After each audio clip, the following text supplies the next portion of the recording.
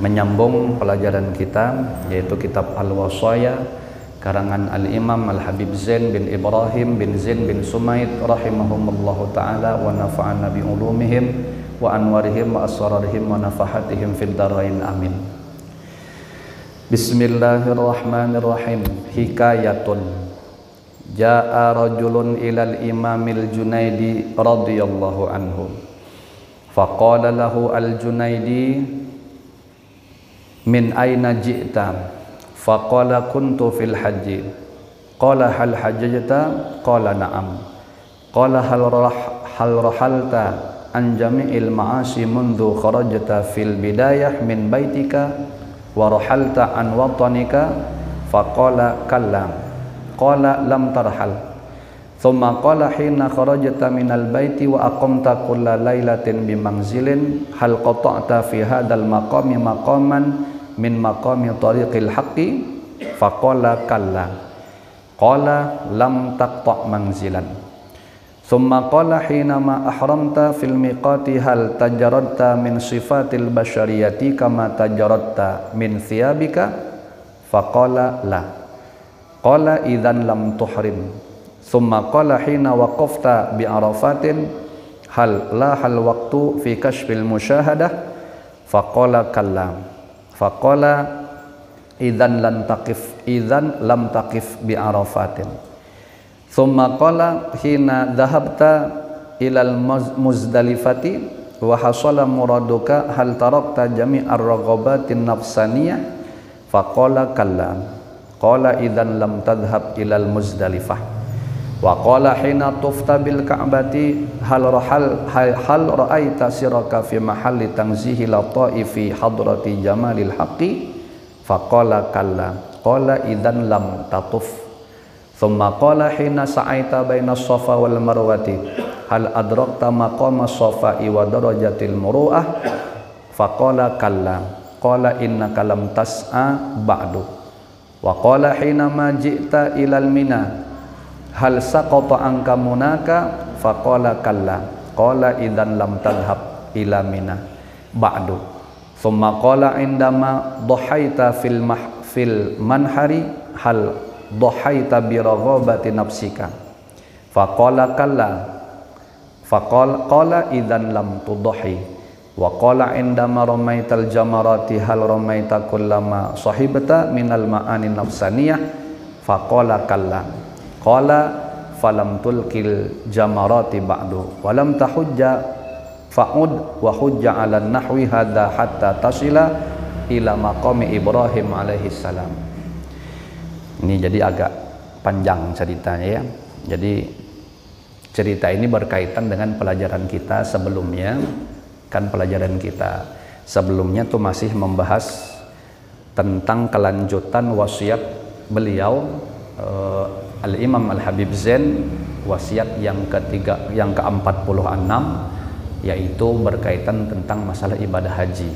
Nah, kan pada pertemuan yang telah lalu tuh diceritakan beliau pendapat daripada Syekh Ali Al-Khawas, yang di situ Syekh Ali Al-Khawas menyebutkan tanda-tanda orang yang hajinya itu diterima oleh Allah Subhanahu wa taala dan tanda-tanda orang yang hajinya tidak diterima oleh Allah Subhanahu wa taala.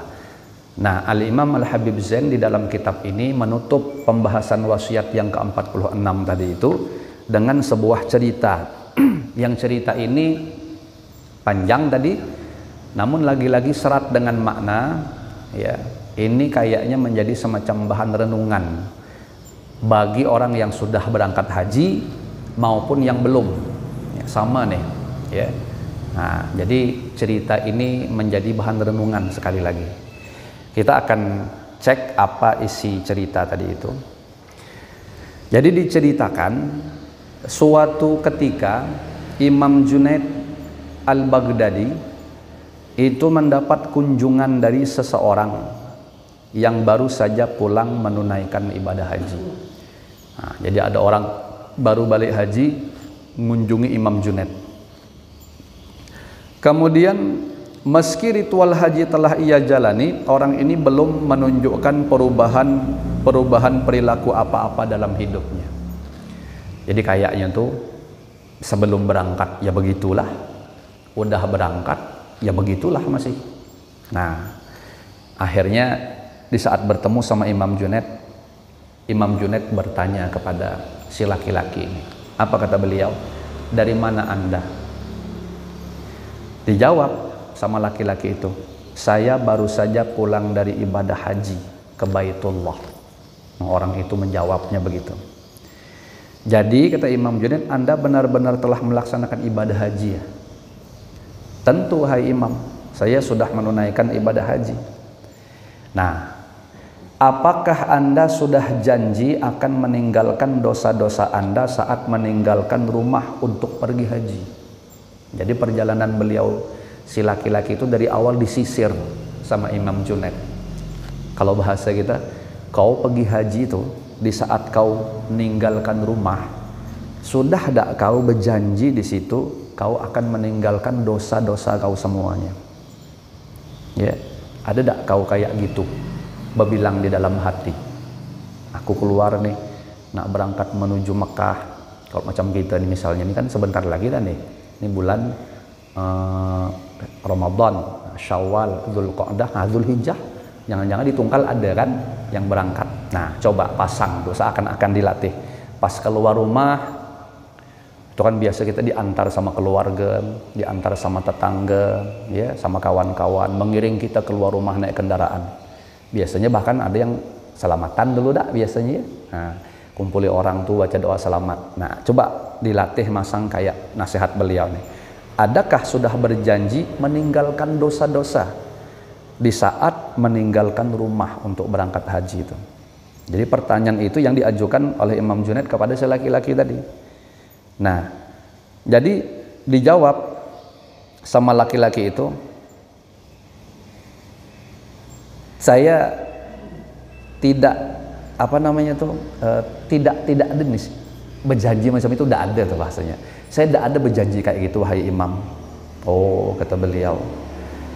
Nah, kemudian berarti kata beliau, kalau memang kau tidak ada berniat macam itu waktu awal keluar rumah, sejatinya kau tuh kata beliau belum melangkahkan kaki untuk haji berarti, ya. Kemudian saat engkau berada dalam perjalanan suci dan berhenti di suatu tempat semalaman, apakah Anda memikirkan tentang usaha mencapai kedekatan diri kepada Allah?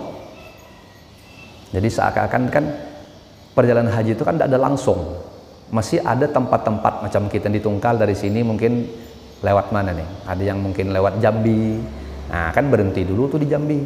Ada yang mungkin lewat Batam, berhenti dulu di Batam. Kalau lewat Jambi mungkin langsung ke Jakarta pula lagi singgah. Bisa di Jakarta mungkin aja langsung ke Jeddah sana, atau ada singgah-singgahnya lagi. Pokoknya masih ada tuh tempat persinggahan-persinggahan.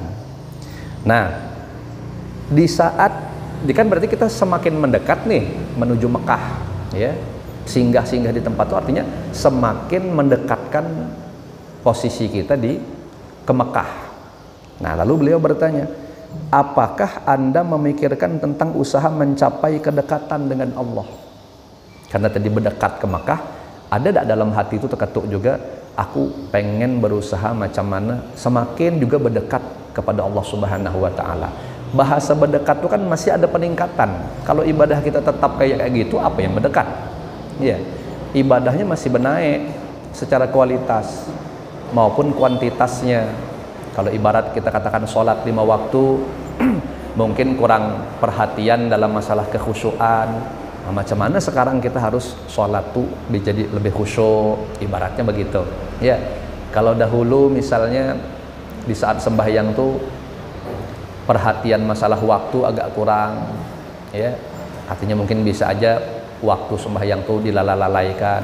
Nah, macam mana lebih berdekat kepada Allah? Sekarang lebih perhatian, mungkin sholatnya di awal waktu. Kalau dahulu sholatnya itu cuman yang wajib aja, jarang bersunat. Nah, macam mana sekarang ini setelah yang wajib-wajib ada bahasa qobliyah, ada ba'diyahnya. Nah, itu kan namanya terus melakukan proses pendekatan kepada Allah Subhanahu wa Ta'ala. Nah, ada tak kata Imam Junaid kau kayak begitu? Ya, memikirkan tentang usaha mencapai kedekatan dengan Allah Subhanahu wa taala. Kemudian semua itu tidak terlintas di benak saya. Jawabnya begitu. Artinya tidak ada wahai imam. Oh, kata beliau, berarti Anda tidak pergi menuju Ka'bah, ya, dan tidak pula mengunjunginya. Kalau memang belum ada upaya pendekatan, berarti kau ini belum menuju Ka'bah namanya. Nah, beliau tanya lagi, saat Anda mengenakan pakaian ihram yang putih-putih itu dan melepas semua pakaian yang biasa Anda kenakan, apakah Anda sudah berkemantap gitu, sudah punya kemantapan untuk membuang semua cara dan perilaku buruk Anda menjadi perilaku yang lebih baik? Tanya Imam Junaid lagi. Kan orang pakaian ihram tuh mesti pakaian biasa dilepas, ya, sehingga cuman pakaiannya. Nah, seakan-akan tuh menjadi satu simbol. Sudah tidak kita tuh kayak membuang semua keburukan kita. Jadi engkau ditanya tadi tuh oleh laki-laki, ditanya sama Imam Junaid, sudah tidak kau tuh ada kayak niat melepas pakaian biasa kau diganti dengan pakaian ihram tuh, seakan-akan engkau berjanji dalam hatimu melepas semua keburukan-keburukan yang telah lewat, ya. Kemudian kau seakan-akan ganti dengan pakaian atau kelakuan yang bersih, yang suci kayak pakaian kita tadi. Ada tidak kayak begitu, kata beliau. Nah, kata si laki-laki itu menjawab, tidak wahai imam, saya juga tidak pernah berpikir demikian. Kalau gitu, kata Imam Junaid, berarti Anda tidak pernah mengenakan pakaian ihram. Ya, kau pikir seakan-akan kan beliau ini kayaknya main ke hakikat gitu, ke batin. Berarti kau ini belum memakai pakaian ihram lagi, ya. Nah, kemudian saat Anda wukuf, berdiam diri di padang Arafah dan bersimpuh memohon kepada Allah, apakah Anda merasakan bahwa Anda sedang wukuf dalam kehadiran ilahi dan menyaksikannya? Wukuf di padang Arafah tuh apakah bersimpuh memohon kepada Allah, merasakan bahwa sedang berada di hadapan Allah, seakan-akan gitu, di hadapan Allah, dan kita menyaksikannya, kata beliau. Apa jawabnya? Tidak, saya tidak mendapat pengalaman apa-apa seperti itu. Ini kayaknya isyarat dari Imam Junaid nih, semestinya kalau kita sudah wukuf itu di padang Arafah, itu menjadi satu pertanda seakan-akan kita bisa mencapai maqam musyahadah. Karena ada disebutkan tadi bahasanya fi kashfil musyahadah. Kan kita waktu belajar kitab mengenal al-asmaul husna, itu kan memang ada guru Bakhit menyebut istilah musyahadah tuh, ya. Nah, musyahadah itu kan dijelaskan oleh beliau, yaitu satu keadaan di mana basirah, mata hati seorang hamba itu terbuka, sehingga saking meleknya, saking terbukanya, dia mampu menyaksikan segala sesuatu ini adalah perbuatan Allah Subhanahu wa ta'ala. Jadi seakan-akan tidak ada suatu kejadian apapun yang dia saksikan, satu kejadian apapun yang terjadi, melainkan pasti di situ gawian Allah. Ada peranan Allah di situ. Apa saja, baik sesuatu yang dilihat itu sesuatu yang baik, ataupun sesuatu yang buruk itu, yang dilihat itu adalah sesuatu yang buruk. Nah, baik terlihat ke diri kita maupun terlihat ke orang ataupun ke makhluk-makhluk yang lain. Sehingga nanti kalau orang di situ digambarkan bisa menduduki maqam musyahadah nih tadi, akan hilanglah sifat-sifat tercela daripada dirinya. Macam kita nih, kita mampu musyahadah, basirah kita melihat bahwa pergerakan diri kita melakukan kebaikan misalnya, itu adalah perbuatan Allah semata-mata. Yang ngasih kekuatannya Allah, yang masih kemampuannya Allah, keinginannya Allah, ilmunya Allah, semuanya dari Allah Subhanahu wa ta'ala. Mesti nanti dari diri kita ini akan hilang sifat-sifat yang tercela. Ya, di antara sifat tercela yang hilang tuh adalah ujub di antaranya. Ya, ujub itu kan bangga. Nah, macam kita nih misalnya di bulan Ramadan bisa baca Quran banyak sehingga beberapa kali khatam. ketika dia menyaksikan bahwa dirinya mampu menghatamkan beberapa kali Al-Quran itu adalah perbuatan Allah Subhanahu wa Ta'ala yang memberi kekuatannya, ilmunya baca Quran yang betul macam mana, ya keinginan aku nak baca Quran, keinginan itu timbul dari Allah Subhanahu wa Ta'ala. Kok kita bisa menyaksikan itu pada diri kita sendiri, pasti hilang ujubnya, ya, bangganya tuh hilang. Orang kenapa bisa bangga tuh? Karena dia memandang itu keluar dari diri dia sendiri, timbul bisanya tuh. Nah, bisa baca Quran tadi, kalau kita katakan contohnya Quran hatam berkali-kali itu timbul dari kemampuan dia, pasti ujub. Wah, aku nih hebat kalau gitu, ya. Nggak ada mungkin di kampung nih yang bisa baca Quran berkali-kali hatam macam aku nih. Nah, itu kan jadi ujub, jadi bangga. Tapi ketika dia menyaksikan, aku bisa macam ini nih, Allah yang ngasih kekuatan, Allah yang ngasih kemampuan, ya, dari Allah Subhanahu wa Ta'ala. Alhamdulillah aku dapat nikmat dipilih oleh Allah mampu melakukan hal yang seperti ini. Kosong. Nah, basirahnya tadi itu mampu memandang itu, nah, ya, dan yang lain-lain. Apalagi macam haji bisa bolak-balik berkali-kali, berpuluh-puluh kali. Basirahnya tajam tadi, aku mampu kayak gini, duitnya Allah yang ngasih, badan aku sehat Allah yang ngasih, perjalanannya lancar Allah yang ngasih, nyangui keluarga yang kutinggalkan Allah yang ngasih, ilmunya aku bisa haji ini betul dari awal sampai akhir Allah yang ngasih. Berarti namanya dia syuhudu minatillah, menyaksikan Allah Subhanahu wa Ta'ala di situ, menyaksikan anugerah karunia Allah. Itu disebut tadi apa? Musyahadah. Nah, seakan-akan Imam Junaid Al-Baghdadi nyinggung laki-laki itu tadi. Jadi waktu engkau wukuf, kata beliau, ada tak kau merasakan sedang wukuf dalam kehadiran ilahi dan menyaksikannya? Mampu tak tadi itu musyahadah seperti itu? Ya, apa seakan-akan yang gawi-gawi di semuanya kau aja begitu. Kekuatan-kekuatan kau bisa-bisa kau, umpama ada harta-harta kau semua punya kau dewek keluarnya. Mampu tak kayak begitu, kata beliau? Nah, apa jawabnya? Tidak. Ya, saya tidak mendapat pengalaman apa-apa daripada wukuf tadi itu. Tidak mampu gitu, musyahadah tadi tidak mampu. Oh, kata Imam Junaid, berarti ya seakan-akan engkau belum wukuf lagi, ya.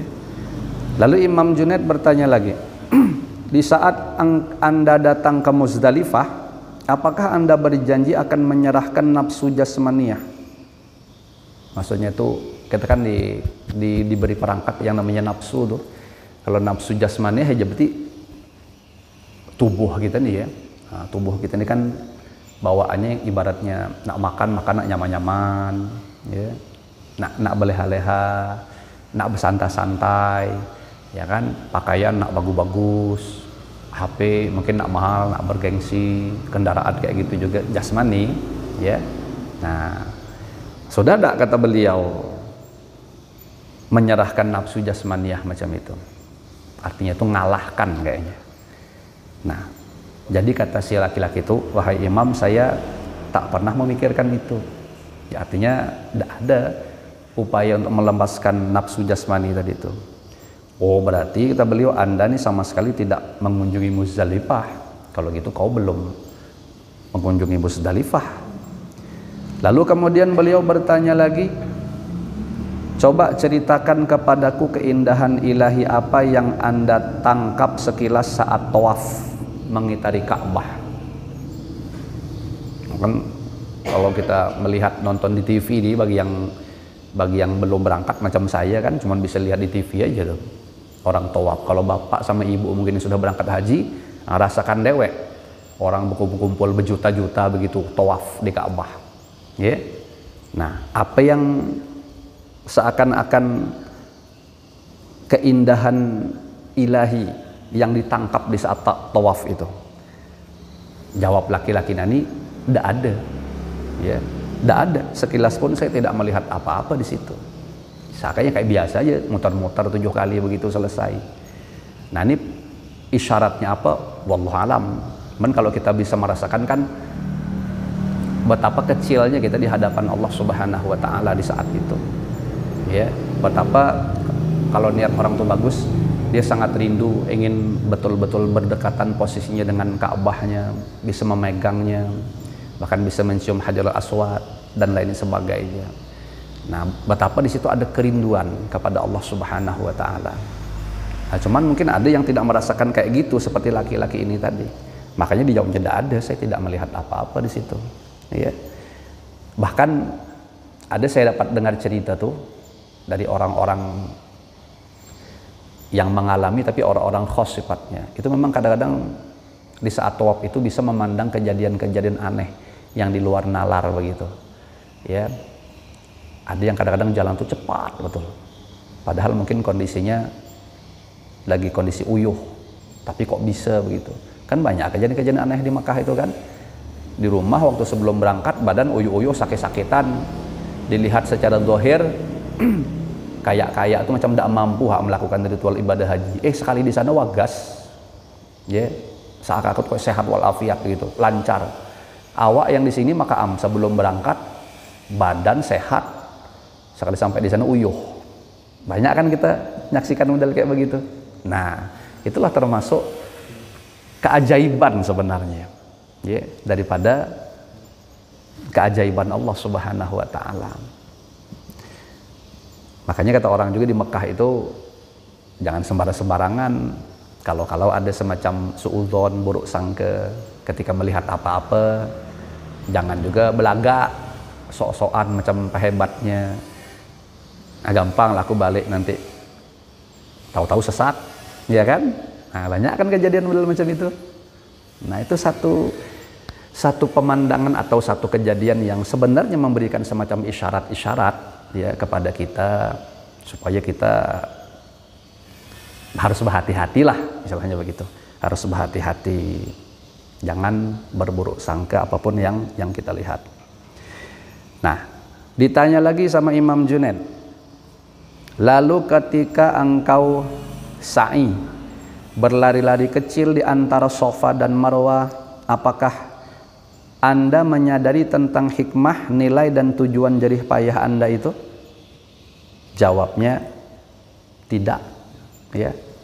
Oh, kalau begitu kata beliau berarti Anda belum sa'i lagi, ya. Saya cepatkan aja. Saat Anda menyembelih hewan di lokasi pengorbanan tuh, apakah Anda juga mengorbankan nafsu keegoisan untuk menapaki jalan Allah? Nah, maklumlah tidak, pada diri kita ini memang ada nafsu-nafsu keegoisan. Bawaannya itu tidak mau baalah, nak menang dewe, ya kan egois begitu modelnya. Selalu nak dikedepankan bawaan keegoisan gitu tuh, tidak mau direndahkan orang. Ya, nyariki orang hobi, dikritik tidak mau, ya, egois kan begitu. Nyalahkan orang bisa, disalahkan tidak mau. Ada tidak model kayak begitu kita? Nah, sudah ada kayak gitu kata beliau. Kau mengorbankan. Jadi kayak ibarat kita waktu berkurban itu tadi nyembelih kambing kita katakan. Nah, engkau sudah mengorbankan nafsumu, kayak nafsu kau tuh kayak kambing tadi disembelih begitu. Supaya jangan lagi ada bahasa punya sifat-sifat egois. Apa kata laki-laki itu tadi? Tidak, ya. Saya gagal memperhatikan hal itu, wahai Imam. Artinya tidak ada terpikir yang macam itu tuh. Nah, lalu beliau mengatakan itu artinya secara faktual Anda tidak mengusahakan pengorbanan apa-apa. Seakan-akan beliau pengen bilang berarti kau tuh belum berkorban waktu itu, ya. Lalu ketika Anda melempar jumrah, apakah Anda bertekad membuang jauh-jauh kawan dan nafsu burukmu? Nah, sama nih, kawan-kawan buruk, nafsu-nafsu buruk. Seakan kita melempar jumrah tadi itu kayak melempar keburukan-keburukan yang ada pada diri kita, melempar nak ninggalkan kawan-kawan buruk lah, nak ninggalkan juga nafsu-nafsu yang mengajak kepada keburukan. Ada tak isyaratnya macam itu? Ya. Tidak juga, wahai Imam. Oh, kata beliau, berarti Anda sama sekali tidak melempar jumrah kalau begitu. Dengan nada menyesal Imam Junaid menjelaskan, kata beliau, pergi tunaikan haji lagi, ya. Karena kejadian zaman beliau yang nyaman aja berangkat haji kapan musim haji berangkat. Kalau macam kita di sini nak nyetar ulang suruh pergi haji nunggu dulu 25 tahun lebih, ya, kapan baru boleh, ya. Nah, kalau seakan-akan isyarat ini, kalau gitu ulangi lagi lah haji kau, kata beliau, ulangi lagi lah haji kau, ya. Kenapa? pikiran dan perhatian seluruh kewajiban yang ada hingga haji Anda mirip dengan hajinya Nabi Ibrahim alaihissalam. Seakan-akan yang ku jelaskan tadi itu, kata Imam Junaid, kalau kau tunaikan macam itulah kau berarti menunaikan kewajiban ibadah haji kau yang sebenarnya. Dan itu yang telah dilakukan oleh Nabiullah Ibrahim alaihissalam. Jadi intinya, ulang lagi haji kau, tunaikan yang semua itu yang disebutkan tadi itu, supaya haji kau sama kayak haji Nabi Ibrahim alaihissalam. Nah, itu kan Nabi Ibrahim alaihissalam dipuji oleh Allah Subhanahu wa taala, hajinya sempurna. Ya, yakin, kesungguhan hati, kemantapan jiwanya, pokoknya mantap seperti yang disebutkan Imam Junaid tadi. Di dalam Al-Quran disebutkan wa Ibrahim alladzi waffa, ya, dan Ibrahim kata Allah yang telah menyempurnakan janjinya, artinya janji melaksanakan ibadah haji, nah ditunaikan secara tuntas, secara sempurna. Begitulah berarti kondisi keadaan jasmani ruhani Nabiullah Ibrahim alaihissalam di saat melakukan ritual ibadah haji dari awal sampai akhir, macam yang telah dijelaskan tadi. Nah, ini kan kayak menjadi sentelan nih bagi kita yang sudah berangkat. Makanya tadi di awal saya bilang, yang sudah berangkat cobalah direnung-renungkan, waktu awak berangkat dulu ada tak keluar kayak nasihat daripada Imam Junaid tadi kepada laki-laki itu tadi? Kalau ada, beruntung. Nah, itu berarti apa namanya tuh, minnatullah, itulah anugerah yang Allah berikan kepada bapak maupun ibu yang udah berangkat haji. Kalau memang seperti itu tadi. Kalau tidak, ya nasibnya kayak laki-laki yang disinggung Imam Junaid tadi berarti. Nah, kemudian bagi kita yang belum berangkat haji maksud saya, atau berangkat umroh lah paling dekatnya, paling kurangnya kan. Kalau bawa kan beli-bila aja kan bisa, kalau nak haji kan payah nak beli-bila aja, kecuali kuatnya duitnya. Haji plus misalnya, haji plus ya, kalau nak nunggu yang kayak yang ada-ada ini berpuluh-puluh tahun baru berangkat. Tapi paling tidak tuh dari sini kita merenung gitu. Jadi seakan-akan singgungan Imam Junaid tadi bukan sekedar ritual aja begitu. Nah, setor dapat kursi atau porsinya itu, lalu lakukanlah ritual-ritual yang ada tuh, bulek, lalu dipanggil orang Pak Haji, dipanggil orang Mbak Haji, bangga, selesai. Ya, sementara tadi peningkatan ibadah tidak ada, kedekatan diri kepada Allah tidak ada, nafsu masih gegilaan aja mengumpatinya, egoisan masih tetap egois, malah lebih parah lagi kadang-kadang. Bulek haji lebih parah daripada sebelum berangkat. Ya. Ibadah masih pengulir-pengulir, berarti kesimpulannya kalau macam itu sama dengan kita belum hakikatnya melaksanakan ibadah haji. Nah, kalau macam itu kan kena singgung kita. Jadi kalau alhamdulillah ya, artinya kayak manapun pembahasan kita di hari ini bahagian daripada ilmu yang Allah Subhanahu wa taala berikan kepada kita, menjadi bahan renungan-renungan. Kalau tadi kita sudah berangkat maksud saya, tapi belum bisa seperti yang beliau sebutkan tadi, dan kayaknya kecil kemungkinan bakal kita mau berangkat lagi karena keadaan ini. Ya udah, paling tidak tuh bertaubatlah kepada Allah Subhanahu wa taala, mohon ampun kepada Allah Subhanahu wa taala, dan banyak-banyak berharap mudah-mudahan ibadah haji kita diterima oleh Allah Subhanahu wa taala. Dan doakan aja orang lain, mudah-mudahan diberi Allah kemudahan, gampang, lancar, keberkahan. Jadi intinya baik-baik aja doakan orang, mudah-mudahan nanti Allah pun akan kayak gitu juga sama kita. Nah, seakan-akan pesannya macam itu. Al-izdiyad minal khairi wal bir, wasiat beliau yang ke-47 berkaitan dengan berbekal atau membiasakan diri melakukan kebaikan-kebaikan dalam kehidupan sehari-hari. Wallahu a'lam bissawab. Mudah-mudahan yang kita kaji seada-adanya ini dijadikan oleh Allah Subhanahu wa taala menjadi ilmu nafi', manfaat berkah dunia akhirat untuk kita semua. Amin ya rabbal alamin.